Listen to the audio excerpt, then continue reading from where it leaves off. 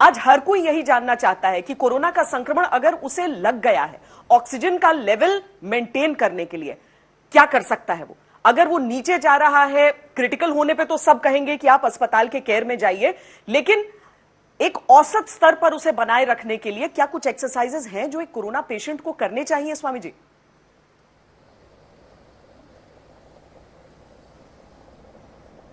श्वेता जी, पहले तो जो मैं कर रहा हूं यही करना चाहिए। इसका नाम अनुलोम विलोम है और इससे मेरा लेवल देखो, आप 100 अभी देख रहे हो मेरे हाथ में, यह 100 तक बना रहता है। और अब आने वाले 20-30 सेकेंड आपके लिए भी आश्चर्यकारक होंगे। अब मैं अपने ऑक्सीजन लेवल को 50 तक लेकर के जाऊंगा और फिर वापस 10 सेकेंड के अंदर इसको 100 पर लेकर के आऊंगा। और देश के लोगों को यह विश्वास जगाना चाहता हूं, पूरे एविडेंस के साथ, पूरे प्रमाण के साथ, कि आप यदि घर पर रह करके ही ये अभ्यास करें तो अपना ऑक्सीजन लेवल आप 10 से 20 सेकेंड के अंदर 95 से 100 के बीच ला सकते हैं। और यह अभ्यास मैं अभी शुरू कर रहा हूं और इसके बाद बहुत कुछ मुझे आज बताना है, बीपी के लिए, शुगर के लिए, हार्ट के लिए, कोरोना का हमारे लंग पर सबसे ज्यादा असर होता है, पेट के ऊपर, वो सब कुछ बताएंगे। पहले ये शुरू कर देते हैं जी। और स्वामी तो जी, जब 10-20 तक सेकंड तो कुछ दिखेगा नहीं, लेकिन इसीलिए 20 हम सेकंड के अपनी बाद तरफ जो से दिखेगा वो अपने आप में आश्चर्यकारक होगा सबके लिए। जी, अपनी तरफ से हम ये बोल दें कि ये दरअसल जो योग में जो एक्सपर्ट होते हैं, जो योग गुरु हैं, वो कर सकते हैं, स्वामी जी कर सकते हैं, क्योंकि वो कई सालों से कर रहे हैं। इसलिए इसे करने का प्रयास, यानी बॉडी के ऑक्सीजन लेवल को कम करने का प्रयास मत कीजिएगा।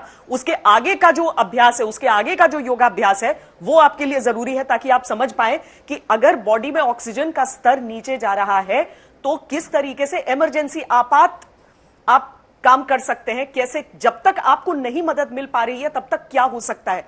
तो स्वामी जी इन 30 सेकंड में जो दिखा रहे हैं उसके आगे हम चाहेंगे कि आप उसके बाद बताना शुरू करें कि अब ऐसी क्रिटिकल स्थिति से आगे क्या।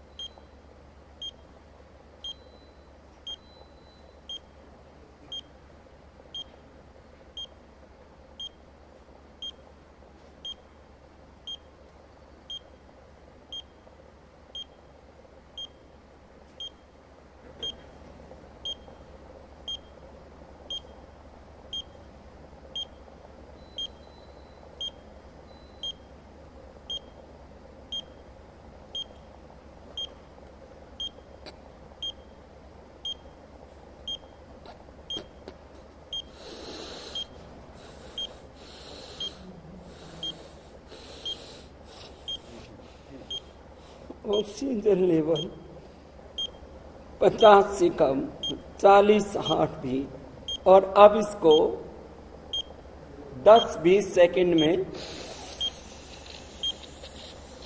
अनुलोम विलोम से 99 से 100 पर ले आते हैं।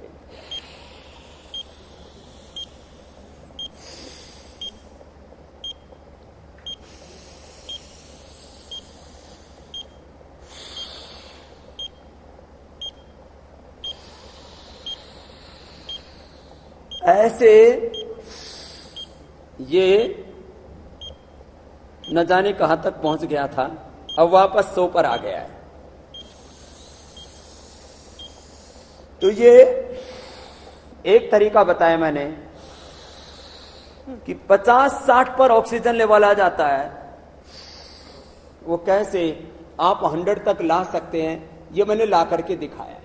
अब इसको तो एक तरफ रख देता हूं अभी और आपको अगले उपाय बताता हूं क्या क्या करना। भस्त्रिका प्राणायाम करना, लंबे श्वास लेना, लंबे छोड़ना। ये डबल सिलेंडर लगा रखे परमात्मा ने। राइट और लेफ्ट नॉस्ट्रिल। इनसे भस्त्रिका में लिया, फिर कपालभाति में, फिर उज्जाई में,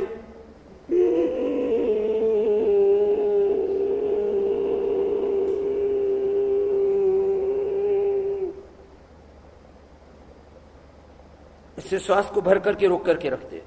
थोड़ी देर रोका और 10 से 20 सेकंड के बाद बाएं से छोड़ दिया। फिर यह अनुलोम विलोम 5 सेकंड में लेना, 5 सेकंड में छोड़ना।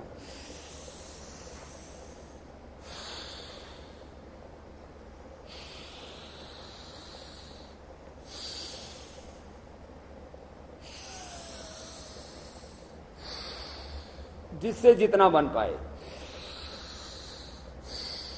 भस्त्रिका, कपालभाति, उज्जाई, अनुलोम विलोम।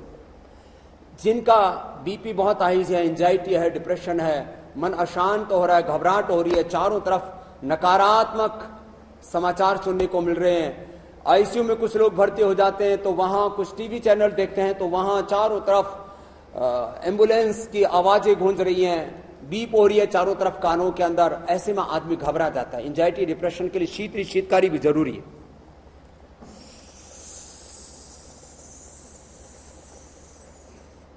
मुंह से लिया, नाक से छोड़ दिया, जिह्वा से को बाहर निकाल के मुंह से लेना, नाक से छोड़ देना। फिर अगला है दांतों के पीछे जीभ लगा के मुंह से लिया, नाक से छोड़ दिया। ये तो विशेष टेक्निक्स है। अब जब हालात खराब हो जाती है, फेफड़ा ठीक से काम कर नहीं रहा है, तब क्या क्या करें वो जरा बताते हैं। एक तो ये मैंने स्टीम लगा रखा है। ये स्टीम का इक्विपमेंट पूरे देश में सब जगह मिल जाता है। इसमें खास बात यह है, ये देसी